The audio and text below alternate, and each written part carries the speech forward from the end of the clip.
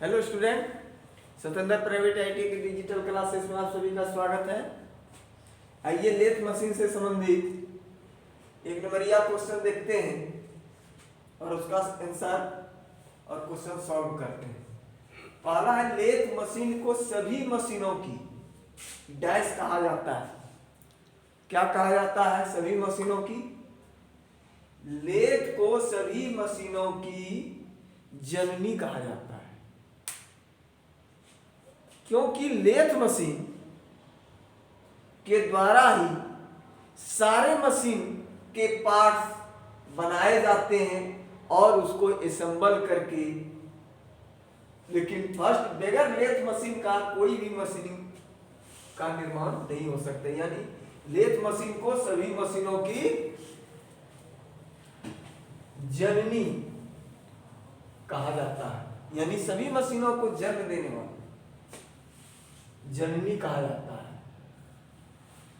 दूसरा क्वेश्चन है, गेज बनाने के लिए किस लेथ का प्रयोग किया जाता है? गेज गेज क्या है? गेज एक चेकिंग टूल्स, वो बहुत एक्यूरेसी परिशुद्धता में बनाया जाता है। तो गेज बनाने के लिए किस लेथ का प्रयोग किया जाता है? तो गेज बनाने के लिए जो है टूल रूम लेथ का प्रयोग किया जाता है कि टूल रूम में जो है लेथ मशीन जो रहता है वो बहुत एक्यूरेसी में वर्क करती है। यानी इसका 2 नंबर का आंसर होगा tool room. Tool room lathe, tool room lathe. तीसरा क्वेश्चन है, लीड स्क्रू में कौन सी चूड़ियां कटी होती है? लीड स्क्रू लेथ मशीन में के सामने जो रहता है फीड रॉड लीड स्क्रू, तो लीड स्क्रू में थ्रेड कटी हुई रहती है। वो कौन सी चूड़ियां कटी हुई रहती है और उसका प्रयोग कब करते हैं हम लोग? चूड़ियां काटने के वक्त लीड स्क्रू का प्रयोग करते हैं। उसमें से जो है चूड़ियां का कई प्रकार होती है, उसमें से एकमी चूड़ियां कटी होती है लीड स्क्रू। नेक्स्ट क्वेश्चन है, चेटरिंग से जॉब को बचाने के लिए टूल पोस्ट में कटिंग टूल डैश बाहर निकालना चाहिए। यानी क्वेश्चन, चेटरिंग से जॉब को, चेटरिंग क्या है? जब लेथ मशीन पर हम कटिंग क्रिया करते हैं तो एक समान कटिंग नहीं होती है, तो वो चेटरिंग टाइप का होता है। तो चेटरिंग से जॉब को बचाने के लिए टूल पोस्ट में, और आवाज भी करता है, तो बचाने के लिए टूल पोस्ट में कटिंग टूल्स डाइस, यानी टूल पोस्ट में जो हम कटिंग टूल्स को बांधेंगे वो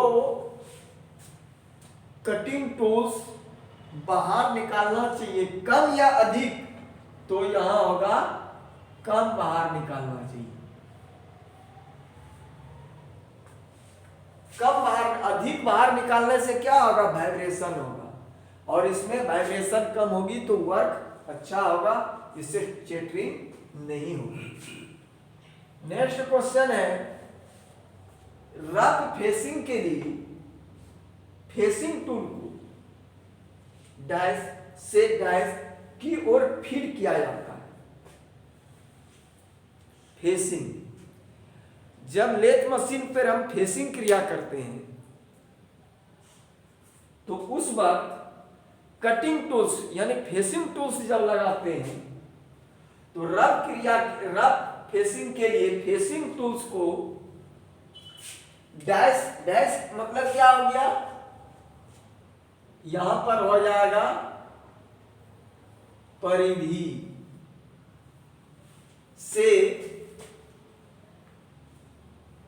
केंद्र यानी सेंटर की ओर फीड किया जाता है। जब रफ वर्क करेंगे तो रफ वर्क में हम परिधि, जैसे ये मेरा रॉड है, इस पे वर्क करना है कि यहां से शुरू करेंगे, ये शुरू करेंगे, यानी इस किनारे से शुरू करेंगे और सेंटर तक आएंगे। इसका जो सेंटर है, केंद्र बिंदु, वहां तक आएंगे। तो यहां से उसको परिधि से केंद्र की ओर फीड किया जाता है। नेक्स्ट क्वेश्चन है फिनिशिंग फेसिंग के लिए, जब हमको वो रफ हुआ, जब फिनिशिंग के लिए हम फेसिंग को फिनिशिंग करेंगे तो इसके लिए फिनिशिंग टूल्स को जो है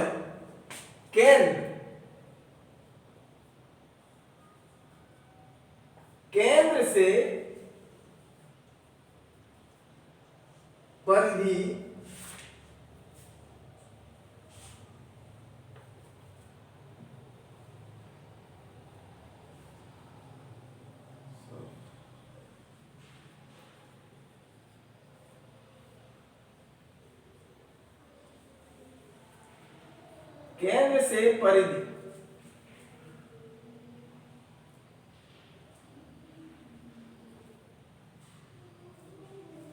केंद्र से परिधि की ओर फीड किया जाता है। जब मेरा फाइनल वर्क फेसिंग जो होता है, फेसिंग करने के लिए जब मेरा फाइनल हो जाएगा तो हम यहां सेंटर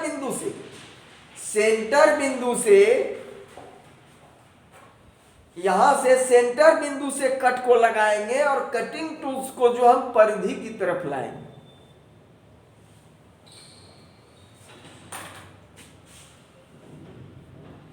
नेक्स्ट क्वेश्चन है कंपाउंड स्लाइड को पावर फीड द्वारा डैश जा सकता है। यानी क्या कहता है, कंपाउंड स्लाइड को पावर फीड द्वारा, यानी पावर फीड द्वारा, अपने से पावर, यानी मशीन में जो है पावर, जैसे कटिंग टूल्स के लिए पावर फीड द्वारा यहां पर होगा नहीं चलाया जा सकता है।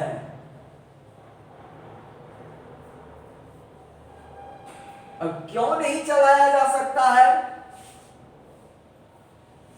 कंपाउंड स्लाइड को पावर फीड द्वारा नहीं चलाया जा सकता है, यानी पावर से वो अपने ऑटोमेटिक वर्क नहीं करेगा, यानी उसको हाथ के द्वारा फीड दिया जाता है। तो कंपाउंड स्लाइड जो है लेथ मशीन पर कहां पर फीड होती है? क्रॉस स्लाइड के ऊपर। क्रॉस स्लाइड के ऊपर जो है कंपाउंड स्लाइड, और कंपाउंड स्लाइड के ऊपर टूल पोस्ट फिट होता है। तो इस पे जो है पावर फीड ऑटोमेटिक नहीं दी जा सकती है, इसको हाथ के द्वारा दिया जा सकता है। नेक्स्ट क्वेश्चन है मोर्स टेपर का टेपर अनुपात कितना होता है? टेपर जो है मोर्स टेपर जो होता है, इसका आंसर जो होगा 1:10 का, 1:10 का होता है। आगे क्वेश्चन आंसर नेक्स्ट क्लास में सब देखेंगे, तब तक के लिए धन्यवाद।